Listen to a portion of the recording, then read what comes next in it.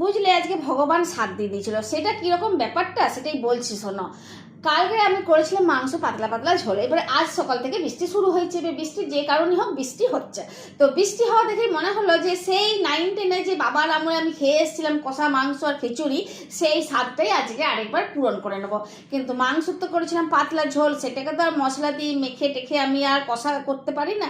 তো যাই হোক, মাংস তো ছিল 2 পিস, এটাই অনেক। তো চলো রান্নাটা শুরু করি। তো প্রথমে আমি কি করলাম, পেঁয়াজ রসুন গোটা মানে কুচি কুচি করে কেটে পরে আর তেলে ভেজে, শুকনো লঙ্কা ভেজে, বাঁধাকপি একটু ক্যাপসিকামও ভেজেছিল, সেটাকে নষ্ট করব। তো সেটাও খিচুড়ির সাথে দিয়ে ভালো করে মশলা টশলা কষে মুসুরির ডাল আর চাল ভালো করে ধুয়ে দিয়ে দিলাম। এদিকে টুক টুক টুক টুক করে নুন দিতে দিতে নুনের পরিমাণটা কিন্তু বেশি হয়ে গেছে আজকে। তো খেতে নিজের রান্না কি আর খারাপ বলা চাই বলো? তবুও ভালো লাগছিল না, নুন বেশি হয়ে গেছিলো তো জিভে জ্বলে যাচ্ছিলো। যাই হোক, এবারে আমি তিতলি বললো কি যে মা আমি খাবো ডিম ভাজা।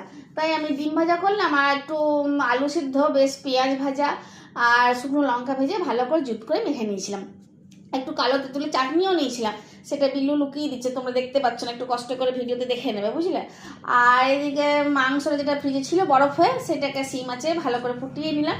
কিন্তু যতই শুকনো করি, সে পাতলা ঝোল করেছি তো সে পাতলাই থাকলো, মানে কষাটাও মশলা ছিল না।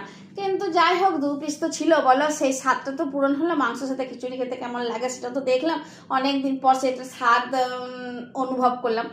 তো খুবই গরম লাগছিল, হাতে করে ধরতে পারছিলাম না, দিয়ে লাস্টে খুন্তিতে করে তুলে তোমাদেরকে দেখালাম খাবারটা। কিন্তু খুন্তিতে করে আমি খাইনি, হাতেই খেয়েছি। তো এবারে তোমাদের যদি আমার এই জিনিসটা ভালো লাগে তাহলে একটা লাইক শেয়ার কমেন্ট করে দিও। কালকে আবার একটা ঘটনা নিয়ে চলে আসবো তোমাদের সামনে, আর একটা নতুন রান্না নিয়ে। তাহলে আজকে আসি, ধন্যবাদ।